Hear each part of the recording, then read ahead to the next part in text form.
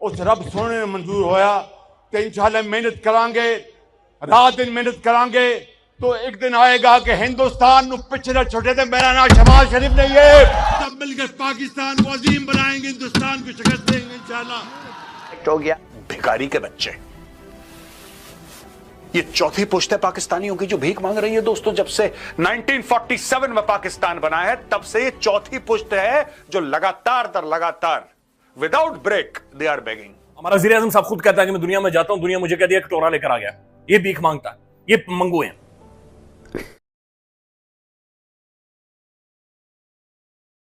आपका एनालिसिस बता रहा था कि चाइना और अमेरिका के दरमियान बैलेंस रखना पाकिस्तान के लिए चैलेंज है, लेकिन जो ट्रैक रिकॉर्ड है उसमें पाकिस्तान बड़ा कामयाब रहा है कि वो उसने चाइना से भी फ़ायदे लिए हैं, अमेरिका को भी राम करता आया है, तो कामयाबी से बैलेंस रखा। और अब क्या मामलात हो सकते हैं वो भी आपने बताया, लेकिन जब आपने इंडिया का तस्करा किया और आपने कहा इंडिया के लिए तो ये दोहरी मुश्किल है, उस दोहरी मुश्किल का इलाज लगता है कि भारतीय सरकार कुछ कुछ समझ रही है। स्पेशली जब चीन की जानिब से एक बड़े डैम का ऐलान किया गया, उसकी तामीर का ऐलान किया गया, तो हमने देखा कि भारत ने 2020 के बाद जो जहां जहां पाबंदियां लगाई थी, जहां जहां सख्तियां की थी चीन के साथ, वीजे खोल दिए हैं। इसके अलावा जो सरमायाकारी पर सख्तियां की गई थी वो नरम करने का इंदिया दिया है। झुकाव नजर आ रहा है, मेल्टडाउन नजर आ रहा है जो इंडिया की पॉलिसी है रिलेटेड टू चाइना। तो सरेंडर समझे हम इसका खामोशी से इंडिया का चाइना की तरफ? नहीं, ना सरेंडर है ना मेल्टडाउन है, ऐसी कोई बात नहीं है। सिर्फ बैलेंसिंग एक्ट है। इंडिया को इस बात का एहसास हो गया है कि अब चाइना को भी न्यूट्रलाइज करके रखना है। तल्लुकात अच्छे होने चाहिए, लड़ाई झगड़े बॉर्डर इश्यूज के ऊपर नहीं होने चाहिए और तजारत वापस रिस्टोर करनी चाहिए। इसीलिए ये कदम उठाए जा रहे हैं, क्योंकि इंडिया को नजर आ गया कि चाइना बहुत seriously is not tilting towards Pakistan, और ये इंडिया के फायदे की बात नहीं है। और जब से चाइना ने ऊपर डैम बनाने की फैसला किया टिबेट में, तो इंडिया को और भी परेशानी होगी। और चाइना ने, उनके जो स्पोक्समैन है इनडायरेक्ट प्रोफेसर साहब है एक, वो बोलते हैं, उन्होंने बड़े वाजे कर दिया है कि अगर इंडिया समझता है कि वो पाकिस्तान के खिलाफ इंडस के ऊपर या झेलम दरिया पे या उस और चनाब के ऊपर ये गड़बड़ कर सकता है, तो ब्रह्मपुत्रा जो ऊपर से आता है तिब्बत से, उसके ऊपर भी चाइना भी उसके ऊपर डैम बना रहा है। तो मतलब है कि ये अगर वो बना लेगा तो उसका वही सिचुएशन होगी जो इस वक्त इंडिया की है। तो अगर इंडिया वहां गड़बड़ करने की कोशिश करेगा, पानी रोकने की कोशिश करेगा, तो फिर चाइना भी तंग कर सकता है। तो आई थिंक ये टिट फॉर टैट तो होना शुरू हो गया है, और इंडिया को भी हो गई इस बात की एहसास कि oh dear we better build our relationship with China. मगर इतना आसान नहीं होगा ये वीजे खोल देना बिजनेसमैन के लिए, या ये बॉर्डर इश्यूज के ऊपर थोड़ी बहुत आगे पेशकदमी करना।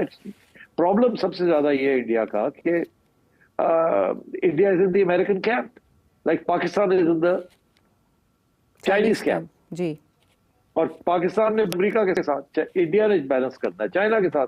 China is firmly in the Pakistan camp, तो इसलिए मुश्किल हो जाएगा ना चाइना के साथ बैलेंस करना। Whereas America is not firmly in India camp, right. इसीलिए तो तकलीफ हो रही है इंडिया में। तो पाकिस्तान के लिए बैलेंसिंग आसान है vis-a-vis America compare to India's balancing with China vis-a-vis Pakistan. तो इसलिए I think Narendra Modi is in trouble, और इंडिया के अंदर भी बड़ी तनकीद होनी शुरू हो गई है नरेंद्र मोदी की। और आपने देखा वहां और भी अब इलेक्शन से पहले बिहार में और भी इश्यूज खड़े होने शुरू हो गए हैं। RSS वाले जो है वो खड़े हो गए हैं। कोई कह रहा है 75 साल की उम्र पे आप रिजाइन करें या छोड़ दें। अब ऊपर से अब उनके वाइस प्रेसिडेंट जो है उसके साथ लड़ाई झगड़े शुरू हो गए हैं नरेंद्र मोदी साहब के, और क्योंकि उन्होंने ऑपोजिशन के लीडर को इजाजत दे दी to criticise Indian foreign policy, तो उसके ऊपर भी लड़ाई झगड़े हो गए हैं और वो रिजाइन करके चले गए हैं। और तो इस किस्म की चीज वहां आहिस्ता आहिस्ता उनका जो घर बनाया हुआ है ना उन्होंने, गरुंडा, वो क्रैक करना शुरू हो गया। उसके अंदर RSS के साथ क्रैक शुरू हो गए हैं, प्रेसिडेंसी में क्रैक शुरू हो गए हैं, फौज के साथ क्रैक शुरू हो गए हैं। फौज का मौकफ जो है वो नरेंद्र मोदी मानता नहीं है। उसने कोशिश की है कि सारी का सारा ब्लेम जो है वो जो फेलियर हुआ है सिंदूर का वो फौज के ऊपर डाले।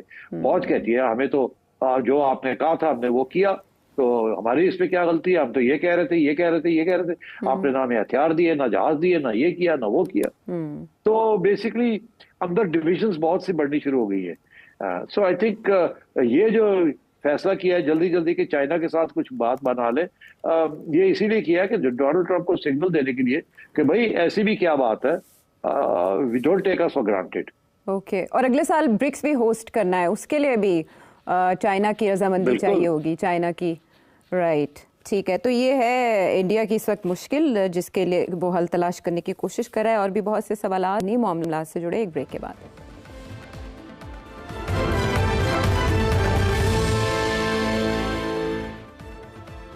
शो में साथ देने का शुक्रिया। और अब एक बहुत अहम मामला, एक बहुत बड़ी खबर, जैसे ही फ्रेंच प्रेसिडेंट इमैनुअल मैक्रों की जानिब से ट्विटर अकाउंट पर ये अनाउंस किया गया कि वो सितंबर में फ़लस्तीनियन स्टेट को रिकग्नाइज़ करने जा रहे हैं, तो इससे का कुछ ममालिक ने तो खैर मकदम किया, लेकिन इसराइल और अमेरिका ने इसे बिल्कुल मुस्तरद कर दिया। सिर साहब, ये कितना अहम इकदाम है फ्रांस का?